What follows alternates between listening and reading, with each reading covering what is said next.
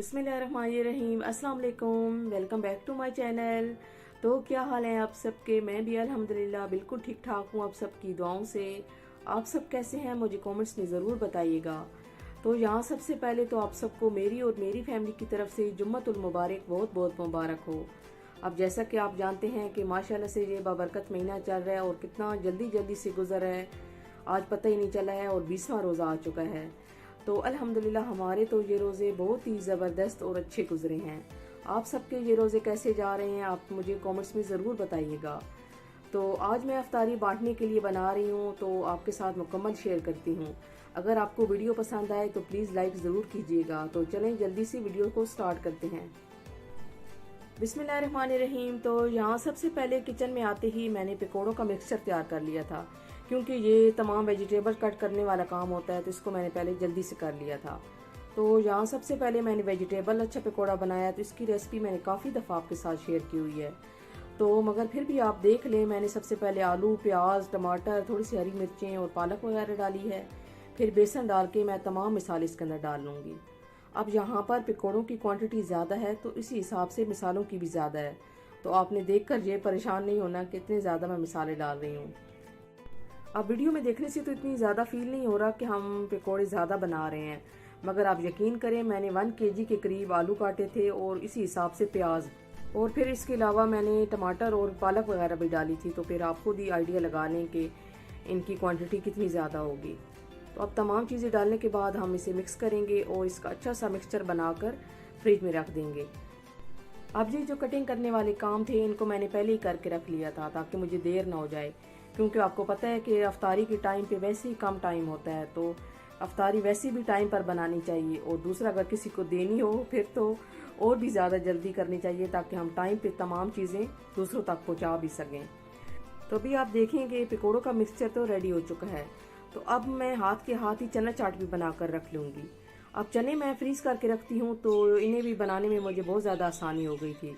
तकरीबन 1 केजी से थोड़े से कम ही चने थे जो मैंने डाले हैं, और इसी हिसाब से मैंने आलू भी डाले थे। जितने चने थे उसी हिसाब से आलू हैं।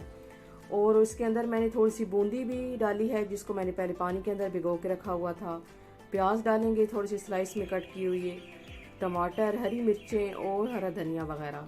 अब इसकी रेसिपी भी मैंने आपके साथ पहले शेयर की हुई है, तो फिर इतनी ज़्यादा डिटेल में जाने की ज़रूरत नहीं है।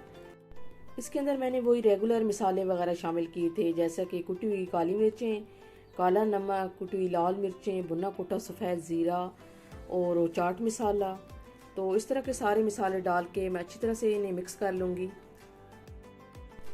अब इस टाइम पे मैंने वीडियो को थोड़ा सा तेज़ किया हुआ है, मगर आप यकीन करें वैसे भी मेरी स्पीड इसी तरह से थी।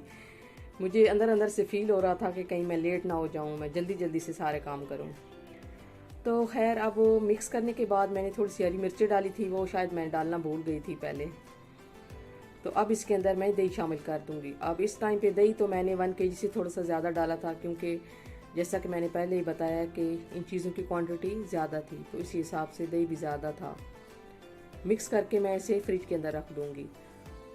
अब चना चाट और पकौड़ों का मिक्सचर बना के मैं काफ़ी रिलैक्स हो गई थी, क्योंकि आपको पता है कि पकौड़ों में भी तमाम चीज़ें काटनी पड़ती हैं और चाट के लिए भी हर चीज़ को बारीक काटना पड़ता है। तो मुझे काफ़ी टेंशन थी कि ये काटने वाले काम एक दफ़ा ख़त्म हो जाएं तो फिर मैं बाकी के काम करूँगी। तो ये दोनों चीज़ें बनाकर अब मैं काफ़ी रिलैक्स हो गई थी। तो अब यहाँ पर मैं बनाने लगी हूँ चिकन चना पुलाव। तो इसके लिए मैंने पहले बड़े से पतीले में डाला है 2 कप ऑयल, और इसके अंदर 3 लार्ज साइज़ के प्याज स्लाइस में कट करके शामिल किए हैं। अब प्याज का हम अच्छा सा गोल्डन कलर आने तक फ्राई करेंगे इसको। अब पुलाव का कलर कैसा आएगा, इस चीज़ का सारा दारोमदार अब इस पॉइंट पे प्याज के ऊपर होता है। अगर तो प्याज अच्छे से डार्क ब्राउन कलर के होंगे तो हमारे पुलाव का कलर भी ब्राउन आएगा। तो अगर आप पुलाव मतलब वाइट कलर का खाना चाहते हैं तो फिर आप प्याज को बिल्कुल लाइट ब्राउन करें, और अगर आपको डार्क कलर पसंद है तो प्याज का कलर भी डार्क कर लें। तो चले, यहाँ पर मैंने प्याज का कलर चेंज होने के बाद इसके अंदर कुछ खड़े मसाले डाल दिए थे। साथ ही मैंने थोड़ा सा पानी भी शामिल कर दिया था, ताकि प्याज जले नहीं।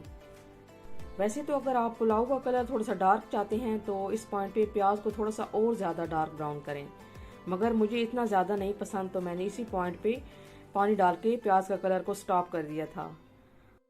इसके बाद मैंने इसके अंदर थोड़े से टमाटर और हरी मिर्चें काट के शामिल की हैं। मिसालों में मैं इसके अंदर शामिल करूंगी 2 टेबलस्पून लाल मिर्च पाउडर, 1 टीस्पून डालूंगी हल्दी पाउडर और नमक डालूंगी हस्बे जायका।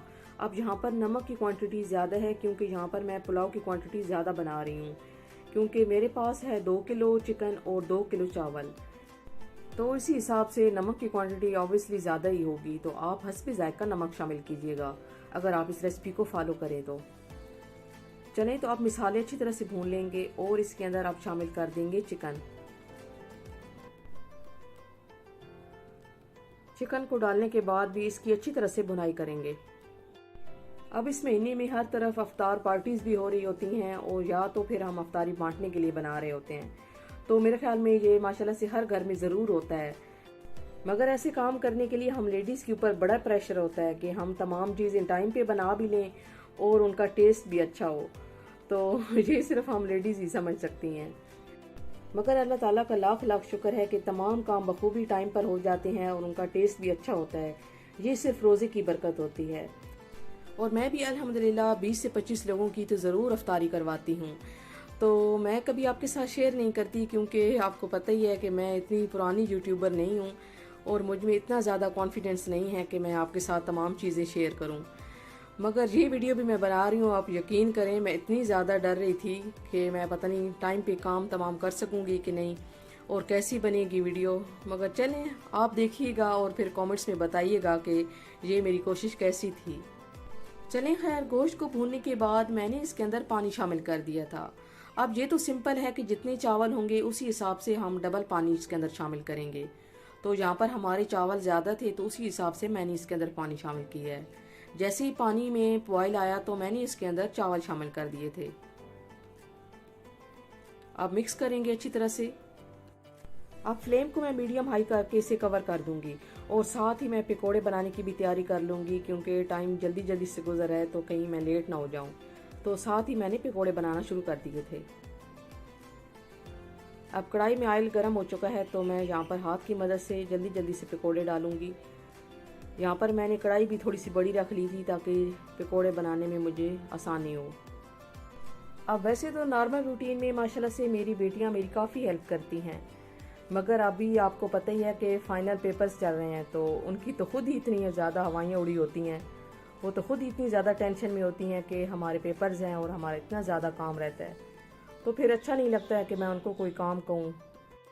तो फिर मैं कोशिश करती हूँ कि खुद ही मैनेज करूँ सारे कामों को।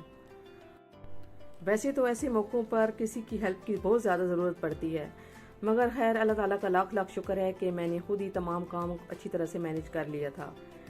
तो अभी आप देख सकते हैं कि माशाल्लाह से हमारे पकोड़े कितने ज़बरदस्त बन रहे हैं और इनकी लुक कितनी ज़बरदस्त आई है।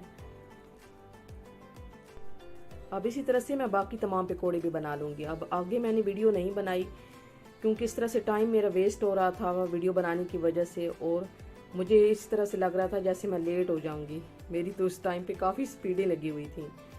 चलें, तो अब एक दफ़ा मैंने पकोड़े निकालने के बाद पुलाव को भी चेक कर लिया था कि वो कहाँ तक पहुँचा है। तो अभी हम चम्मच से मिक्स करते हैं। आप देख सकते हैं कि पुलाव के अंदर काफ़ी कम पानी रह गया है। पहले तो मैं चम्मच की मदद से इसे अच्छी तरह से मिक्स करूँगी और फिर इसके अंदर चने शामिल करूँगी। अब आप कहेंगे कि चने इस पॉइंट पे मैं क्यों डाल रही हूँ। अब इस पॉइंट पे डालने की वजह यह है कि मैंने चने फ्रीज़ करके रखे हुए थे, तो अगर मैं पहले इनको डाल देती तो फिर ये बहुत ज़्यादा गल जाते तो अच्छे नहीं लगते पुलाव में, तो इसलिए मैंने बिल्कुल एंड पे इसके अंदर चने शामिल किए हैं। तो अगर आपके पास भी इसी तरह से फ्रीज़र वाले चने हों और आपने पुलाव के अंदर डालने हो तो कभी भी पहले मत डालिएगा, इसी तरह से एंड पे डालिएगा। तो अब आप देख सकते हैं कि बिल्कुल कम पानी इसके अंदर रह गया, तो हम इसे दम पे रखेंगे। और दम पे रखने से पहले मैंने इसके अंदर थोड़ा सा कलर शामिल किया था, वैसे ही थोड़ा सा पुलाव की लुक को अच्छा बनाने के लिए। और इसके अंदर 1 टेबलस्पून मैंने शाह ज़ीरा शामिल किया था और इसे दम पे रख दिया था। 20 मिनट के लिए मैंने इसे दम पे रखा था। अब अल्हम्दुलिल्लाह हमारे तमाम पकोड़े बन गए थे, तो एंड पे मैं थोड़े से समोसे भी फ्राई कर लूँगी। अब इन समोसों की रेसिपी भी मैंने आपके साथ पहले शेयर की हुई है। ये समोसे मैंने थोड़े से फ्रीज़ करके रखे हुए थे, निकाले हैं 5 मिनट पहले और इस तरह से इन्हें फ्राई कर लिया। अभी अल्हम्दुलिल्लाह हमारी अफ्तारी की तमाम चीज़ें रेडी हो चुकी हैं, तो मैंने इनको बाय डाइनिंग टेबल के ऊपर शिफ्ट कर लिया है। क्योंकि किचन में मुझे जगह थोड़ी सी कम लग रही थी।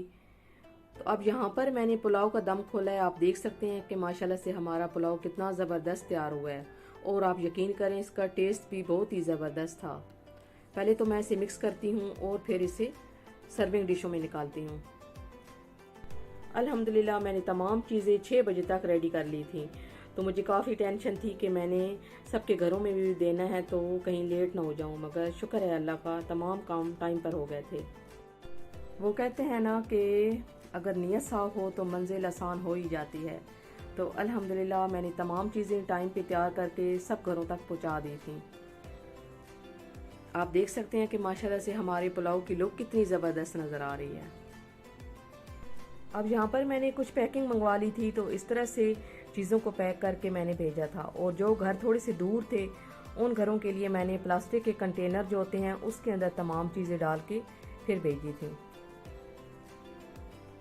तो इस तरह से मैंने चीज़ों को पैक किया था। अब इस तरह से एक पैकिंग में ये चीज़ें मैंने डाली थी और फिर अलग से एक प्लेट में मैंने चना चाट डाली थी, और प्लेट को मैंने फिर क्लिंग रैप से कवर कर दिया था। तो अल्हम्दुलिल्लाह तमाम काम टाइम पर हो गए थे और टाइम पर सबके घरों में इफ्तारी भी पहुंच गई थी। तो इस टाइम पे मुझे अल्हम्दुलिल्लाह बड़ा ही अच्छा फील हो रहा था।